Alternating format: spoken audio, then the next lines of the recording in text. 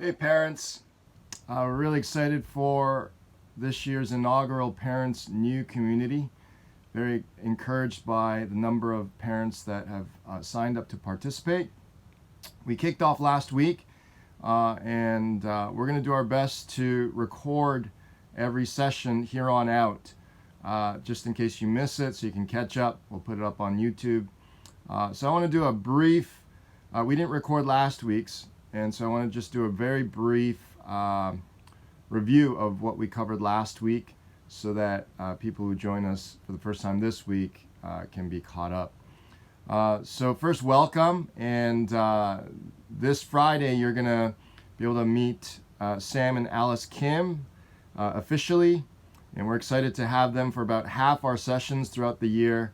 They have lots of experience in marriage and family counseling, and they've worked with Paul Tripp's material abundantly, so they're very familiar with just where he's coming from. So we're looking forward to that. Each week, in terms of rhythms, we're going to start with a question of the week. If we're starting a list of questions, I'll give more details again this Friday of just how to input those questions. But just starting from a real place, real questions from you parents and things that you are wrestling through or just need wisdom for. And then we'll go through our chapter from the book, from Parenting by Paul Tripp. And then we'll split up into our parent platoons, which are basically season of life organized, roughly. And you'll be able to connect with other parents going through similar stages as you. So as mentioned, we are working through Paul Tripp's book on parenting, and I appreciate it as I've been working through it, that it's very gospel-based. It's trying to apply the gospel of grace and how Christ's grace affects our parenting. In his intro, Paul Tripp, he says, "As I've traveled the world talking about parenting, I've had thousands of exhausted parents ask me for more effective strategies for this or that," meaning just surface tactics, techniques, when what they really need is a big picture parenting worldview. So he wants to deal with the software, not just the hardware of parenting, that can explain, guide, and motivate all the things that God calls them to do as parents. Because let's be frank, you can just pick up a wonderful, good parenting technique book from Kindle, from Indigo, and there are good techniques there. What is supposed to distinguish the Christ-following parent from every other parent in the world is our motivation, our source of strength and patience and grace and forgiveness and wisdom and so forth. And so really, it starts with that big picture parenting worldview that Paul Tripp is speaking about. So I want to ask, pastorally, caring for you as a fellow parent, are you exhausted? We're about 2.5 months, I think, into the school routine, and I feel exhausted. Just all the daily routines of lunch prep and making sure the kids have finished all their work and being on top of them and so forth. I feel exhausted. Are you exhausted? What's your answer to that? And Paul Tripp continues to reflect, you need a big gospel parenting worldview that will not only make sense of your task, but it will change the way you approach it. Okay? And he continues to reflect, I am deeply persuaded that what is missing in most Christian parents' parenting are the big, grand perspectives and principles of the gospel of Jesus Christ. When you parent with what the gospel says about God, you, your world, your children, and God's grace, you not only approach parenting in brand new ways, meaning not only produces new techniques on the surface, but you carry the burden of parenting in a very different way. So I want to first ask all of us, are you lost in your own parenting story? And what I mean by that first is, are you lost in your own parents' parenting story? Because some of us are just spilling over how we were parented when we were young. And we need to make a decision today, now, looking to Christ, transform my past, heal my past. I want to start a fresh new chapter with my family, with my children.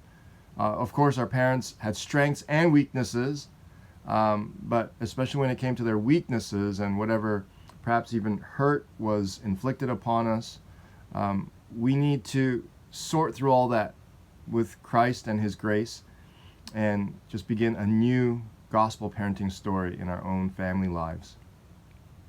Paul Tripp, in the first chapter, I think we looked over the intro in the first chapter, he speaks of different views of parenting, and he speaks of the ownership model versus the ambassador model. And I wedged in between their stewardship model. The stewardship model and the ambassador model are very similar, but I would say the stewardship model is a good bridge between ownership, and that's not where we want to be. We want to cross over to being an ambassador for Christ in our kids' lives.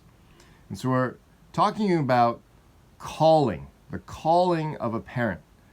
And are you called simply to own your children? Do you believe that you own, that they're yours, that they're yours to control, that your self-worth and sense of pride depend on their performance, their obedience, their conduct, their grades, their athleticism, whatever it may be? So do you basically own them? Or do you realize that, no, you don't own them? They are God's, even though, especially for the mothers, those babies incubated in your wombs and grew literally in your womb, and you gave them life, and they came out from you, that even then, they're ultimately not yours.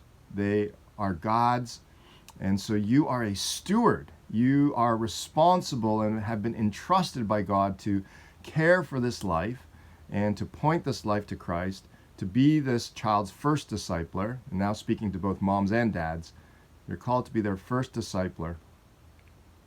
And so we are a steward.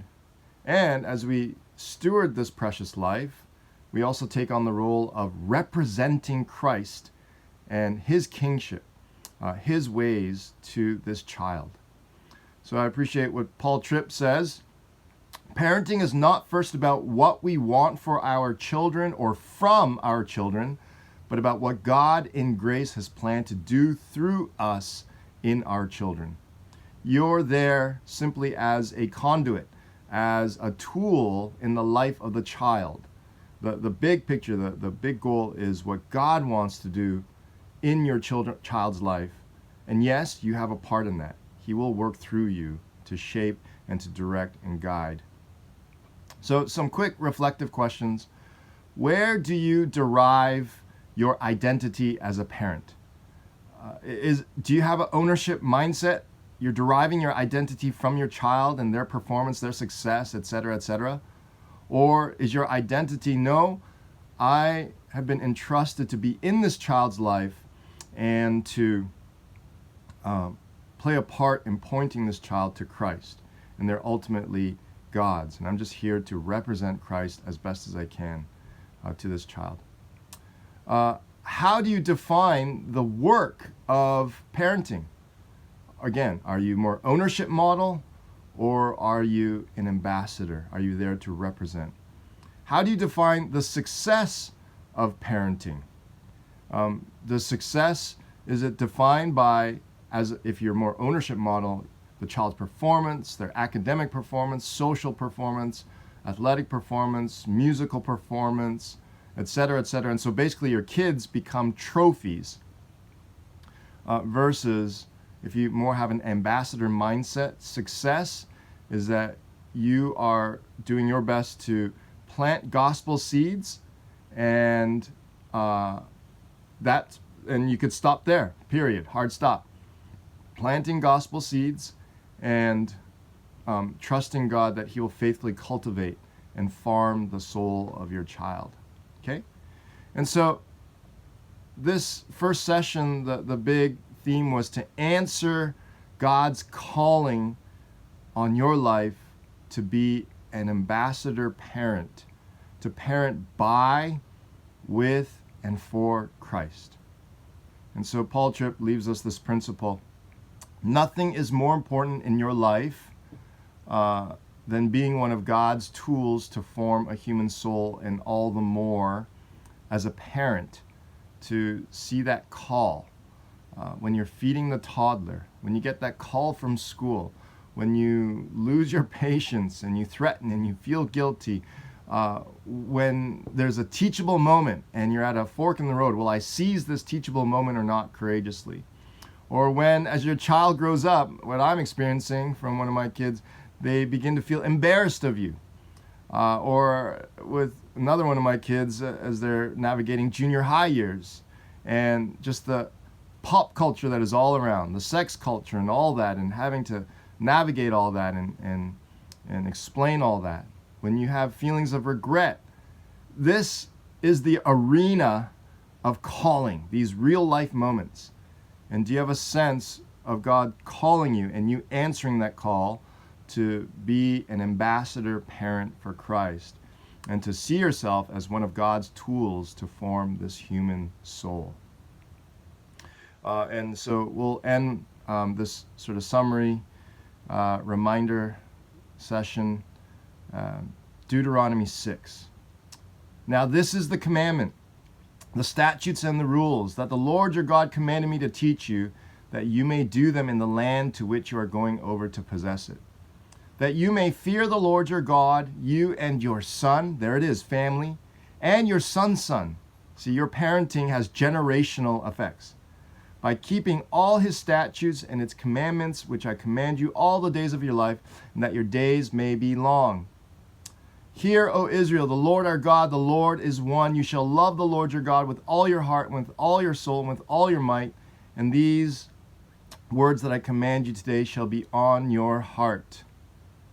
You shall teach them diligently to your children. There it is. God makes it so clear to his people, even in the Old Testament, as they were going over to the Promised Land, and God was giving instructions of how to do society, how to do life. He makes central a solid family life where the parent is diligently teaching the children the ways of the Lord, being an ambassador. And you shall talk of them when you sit in your house, when you walk by the way, when you lie down, and when you rise. You shall bind them as a sign on your hand. They shall be as frontlets between your eyes. You shall write them on the doorposts of your house and on your gates. And I love this part. You jump down later to verse 20. When your son asks you in time to come, what is the meaning of the testimonies and the statutes and the rules that the Lord our God has commanded you? And then you shall say to your son, and it goes on to explain a picture of salvation. Your calling as a parent is to be able to explain our great gospel of grace and how we are saved by grace through faith in Christ. Okay? So my summary, the calling of a parent is that the parent is the child's first discipler. And that's from my book that is yet to be authored and probably will never be authored. And Paul Tripp elaborates on that more beautifully. No one gives grace better than a parent who humbly admits that he or she desperately needs it himself or herself. All right? So that is a quick catch-up of what you missed if you weren't with us for the first week. So I hope that helps you feel like you're up to speed, and hopefully we'll see you this Friday at our second session. Email me, text me if you have any questions, or you can just bring them to the session this Friday. God bless you. Bye.